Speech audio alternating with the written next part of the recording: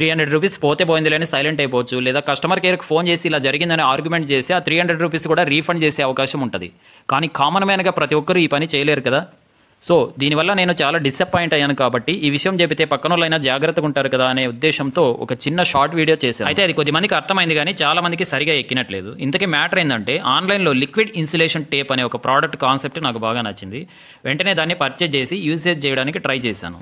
Use చేసేటప్పుడు యాక్చువల్గా డెమాన్స్ట్రేషన్లో చూపించింది ఒకటైతే ఇక్కడ నాకు వచ్చిన ప్రోడక్ట్ వేరే విధంగా ఉంది. సో నేను చాలా డిసప్పాయింట్ అయ్యాను. నేను ఎందుకు డిసప్పాయింట్ అయ్యాననేది తెలుసుకునే ముందు ఈ ప్రోడక్ట్ డెమాన్స్ట్రేషన్లో ఏముందో ఒకసారి చూద్దాం.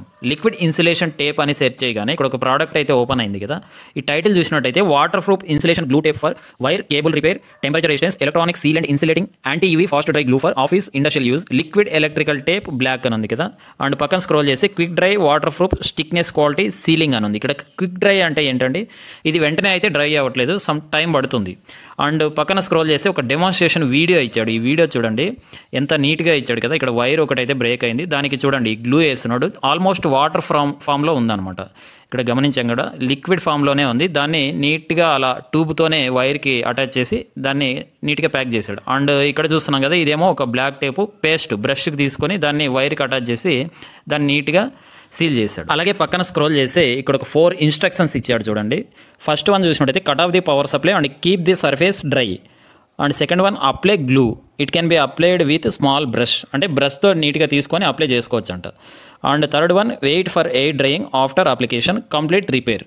సో ఇది ఇన్స్ట్రక్షన్స్లో ఇచ్చింది అనమాట. దీన్ని నేను పర్చేజ్ చేసి యూజ్ చేయడానికి ట్రై చేసినప్పుడు ఇది చాలా డిఫరెంట్గా ఉందన్నమాట. ఈ ట్యూబ్ ఉంది కదా, ఈ ట్యూబ్లో నుంచి అసలు బయటకు రావడం లేదు, చాలా హార్డ్గా ఉంది, ఒక గట్టి పేస్ట్ లాగా ఉంది.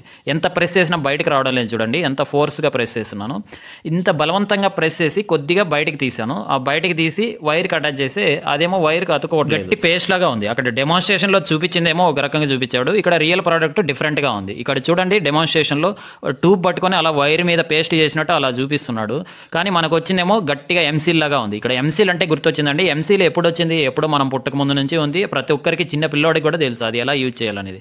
అయినా కూడా ఆఫ్టర్ ఆల్ ₹10 ఎంసీల్ మీద క్లియర్ ఇన్స్ట్రక్షన్స్ ఇస్తాడు ఎలా యూజ్ చేయాలి. అరే బాబు నువ్వు ఇలా 2 తీసుకొని మిక్స్ అయ్యి, ఆ మిక్స్ చేసిన తర్వాత వితిన్ 30 మినిట్స్లోనే నువ్వు దాన్ని యూజ్ చేసేయాలి, లేదంటే అది పనికిరాదు మళ్ళీ అని చెప్పి క్లియర్ ఇన్స్ట్రక్షన్స్ ₹10 ప్రోడక్ట్ మీద ఇచ్చేస్తున్నాడు.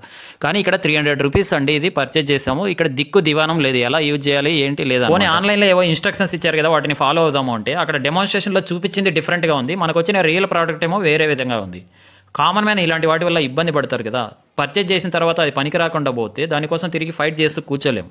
ఒకవేళ ప్రోడక్ట్ బాగుంది అంటే నిజంగానే దాన్ని బాగుందని ప్రమోట్ చేస్తాము, బాగలేదన్నప్పుడు ఖచ్చితంగా దానికి ఫీడ్బ్యాక్ అయితే ఇవ్వాలి కదా.